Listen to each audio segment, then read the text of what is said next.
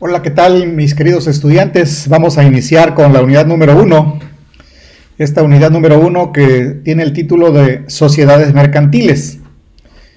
Mi nombre es Álvaro Díaz Azamar, soy catedrático de esta materia de Conta de Sociedades y pues vamos a comentar este primer tema.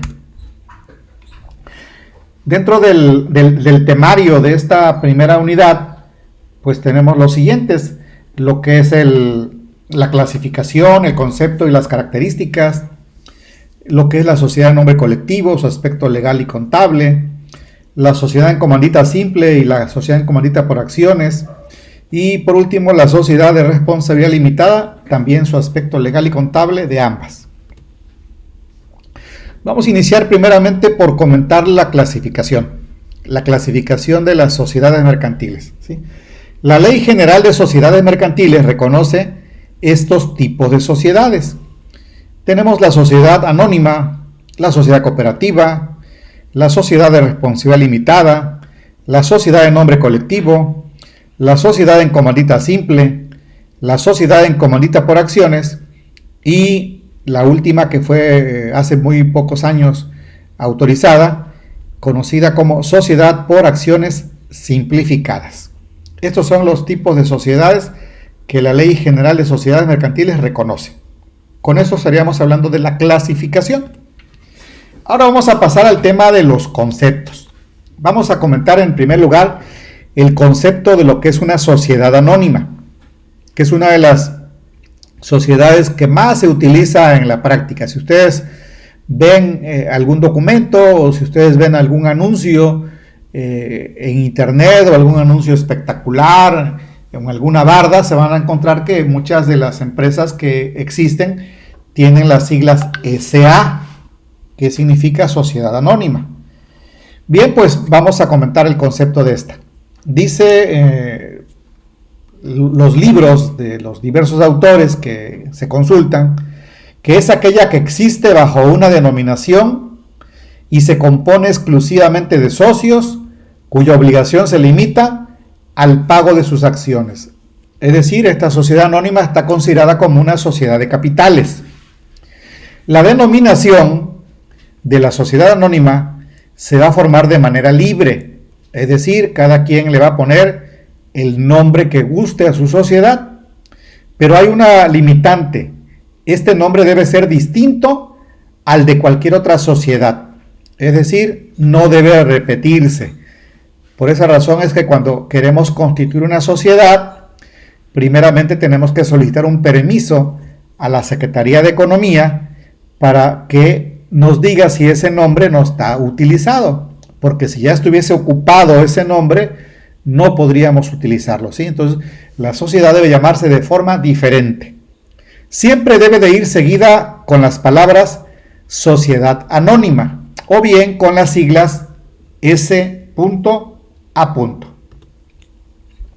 La siguiente sociedad que vamos a comentar es la que se refiere a las sociedades cooperativas. Su concepto: son una forma de organización social integrada por personas físicas con base en intereses y principios de solidaridad, esfuerzo propio y ayuda mutua, con el propósito de satisfacer necesidades individuales y colectivas a través de la realización de actividades económicas de producción y consumo de bienes y servicios. Aquí tenemos el ejemplo más conocido y más cercano: la cooperativa La Cruz Azul, que está en el estado de Oaxaca, una planta en Lagunas. Tenemos también a la sociedad, por ejemplo, a Pascual Boing, y tenemos algunas otras cooperativas, por ejemplo, de ahorro y préstamo, ¿sí? Bien, entonces este es el concepto de una sociedad cooperativa. La siguiente es el de la sociedad de responsabilidad limitada. Existe bajo una razón social que se formará con el nombre de uno o más socios. La razón social irá seguida de las palabras Sociedad de Responsabilidad Limitada o bien de las siglas SDRL. Esta sociedad se constituye entre socios que solamente están obligados al pago de sus aportaciones. También se considera que es una sociedad de capitales, igual que la sociedad anónima. Y las partes sociales no pueden estar representadas por títulos negociables a la orden o al portador. Aquí siempre estos títulos deben estar de forma nominativa. Como ven ustedes, la sociedad de responsabilidad limitada dice que existe bajo una razón social. Y si recuerdan, la sociedad anónima existe bajo una denominación social. Entonces aquí tenemos un par de diferencias. No es lo mismo razón social que denominación social. La razón social se forma con el nombre de uno o más socios y la denominación social se forma libremente, es decir, puede ser un nombre fantasioso. Por ejemplo, la Estrella S.A., Ferretera la Mexicana S.A., Ferretera el Acero S.A., por ejemplo, ¿sí? Son nombres que no tienen que ver con el nombre de los socios. En cambio, una razón social se forma con el nombre de uno o más socios. Hay sociedades cuyo nombre existe bajo una razón social, como es en este caso la SDRL. Y hay sociedades que existen bajo una denominación social, como puede ser el caso de una sociedad anónima. La siguiente sociedad que vamos a analizar su concepto es la sociedad en nombre colectivo. Esta existe bajo una razón social, es decir, con el nombre de los uno o más socios, en la que todos los socios responden de un modo subsidiario, ilimitado y solidariamente de las obligaciones sociales. La razón social se forma con el nombre de uno o más socios, y cuando en este nombre no figuren los de todos, le podemos añadir la palabra y compañía u otra palabra equivalente. Por tanto, cualquier persona ajena a la sociedad que permita que figure su nombre en la razón social, por ese simple hecho, queda sujeta a la responsabilidad ilimitada y solidaria que tienen los socios de una sociedad en nombre colectivo. Sugerencia: si no eres socio de esta sociedad, pues no permitas que tu nombre aparezca en su razón social. A continuación hablaremos de la sociedad en comandita simple.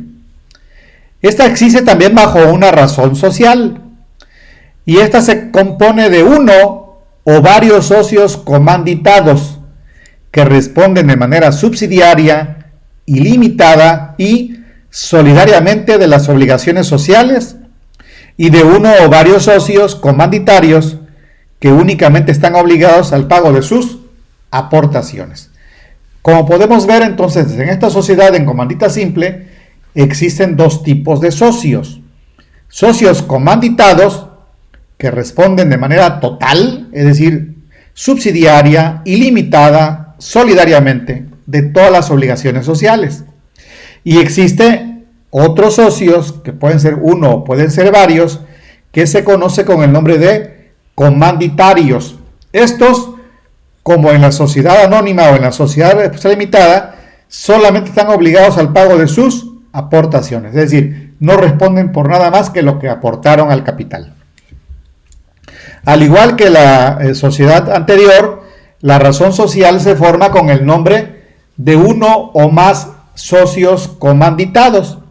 Si no caben todos los nombres, se le puede poner la palabra y compañía u otros equivalentes, ¿no? Y a esta razón social se le debe añadir las palabras sociedad en comandita, o bien su abreviatura SNC. La siguiente sociedad que hablaremos es la sociedad en comandita por acciones, o sea, la SNC por A. Esta también se compone, al igual que la comandita simple, de uno o varios socios comanditados. Estos socios comanditados igual responden de manera ilimitada, subsidiaria y solidariamente de las obligaciones sociales. Y se compone de uno o varios socios comanditarios que, por el simple hecho de serlo, solamente responden a las obligaciones que correspondan al pago de sus acciones. Es decir, en el caso de la sociedad en comandita por acciones, los socios comanditados son responsables de manera total, en tanto que los comanditarios únicamente responden por el pago de sus acciones. La razón social se forma con el nombre de uno o varios socios comanditados, y cuando no quepan todos, la palabra y compañía. Y a la razón social le vamos a agregar las palabras sociedad en comandita por acciones o sus abreviaturas S en C por A. Y bueno, también tenemos aquí a la asociación en participación, que es un contrato por el cual una persona concede a otras que le aportan bienes o servicios una participación en la utilidad o pérdida de un negocio mercantil o de una o varias operaciones de comercio. Algunos requisitos es que el contrato debe constar por escrito, no está sujeto a registro en el Registro Público de Comercio, no tiene personalidad jurídica propia, no tiene razón o denominación social la AMP, y en el contrato deben fijarse los términos y proporciones de interés en los que van a participar cada uno de los integrantes.